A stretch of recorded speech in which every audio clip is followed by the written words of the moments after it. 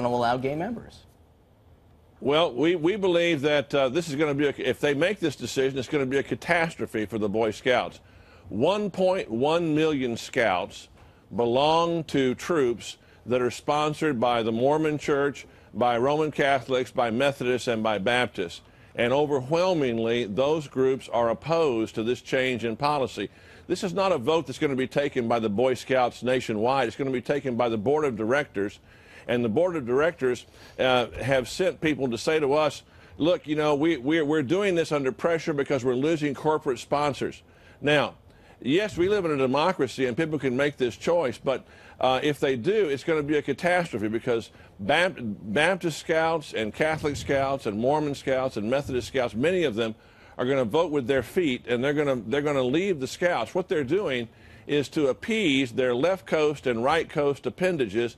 They're cutting out the heart and soul of scouting in the rest of the country. Richard, let me just take that aside just for a minute and ask you about this, because I know you have experience in these kinds of decisions. And so it was the Southern Baptist Convention, actually, this is back in 2000, basically banning women from being pastors in churches. And so ultimately you allowed the decision to sit with the churches. We now know that there are several senior pastoral positions in SBC churches. So how, when you talk about women or boys, I hear you laugh. Why laugh? How is that different?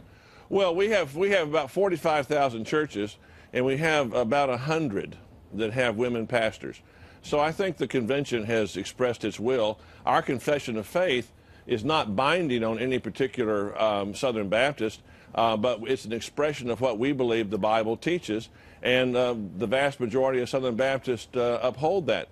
What the Scouts are doing is going back on a core value, and they're saying a core value is a local option, and in doing so, they're going to undermine the freedom that they achieved under the Supreme Court decision in 2000. In 2000, the Supreme Court said that the Boy Scouts did not have to have homosexual scoutmasters because their belief about sexual morality was a core value.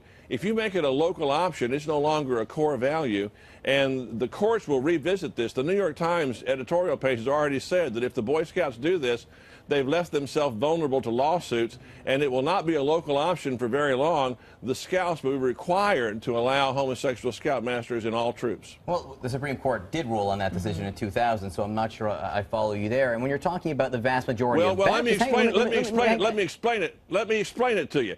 They were protected because it was a core value. If a core value becomes a local option, it's no longer protected by the First Amendment.